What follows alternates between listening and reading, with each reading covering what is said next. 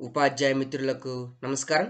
ఈరోజు మనం ఈ వీడియోలో ఏ తరగతి పిల్లలకైనా తెలుగులో సులభంగా గుణింతాలు నేర్చుకోవడానికి సరికొత్త టీచింగ్ మెథడ్ని మీ ముందుకి తీసుకొని వస్తున్నా. ఈ టీచింగ్ మెథడ్లో మీ పిల్లలకి గుణింతాలు నేర్పించినట్లయితే వారు సులభంగా గుణింతాలను చదవడం, రాయడం చేయగలుగుతారు.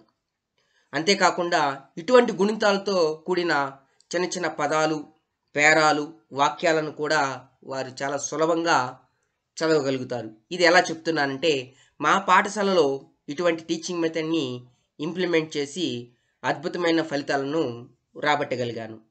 నాకు తెలిసి మీ అందరికి కూడా ఈ టీచింగ్ మెథడ్ ఎంతగానో ఉపయోగపడుతుందని ఆశిస్తూ ముందుకు వెళ్తున్నా. మరి ఈ వీడియోలో మనం గుడి అక్షరానికి సంబంధించినటువంటి గుణింతాన్ని చూడబోతున్నాం. ఈ ఇంటరాక్టివ్ స్లైడ్ని ఎలా ఉపయోగించాలి అంటే, ఈ గళ్ళలో ఉన్నటువంటి అక్షరాలని మనం క్లిక్ చేసినట్లయితే మనకు కావాల్సినటువంటి గుణింతపు గుర్తు వస్తుంది. ఇది ఒక వరుస క్రమంలో నేను నేర్చుకోవడం కాకుండా ర్యాండమ్గా మీరు ఏ అక్షరాన్ని క్లిక్ చేసినా ఆ అక్షరానికి తగినటువంటి గుణింతపు గుర్తు వస్తుంది. ఇలా చేయడం వల్ల పిల్లలు చాలా సులభంగా గుణింతాలను నేర్చుకోగలుగుతారు.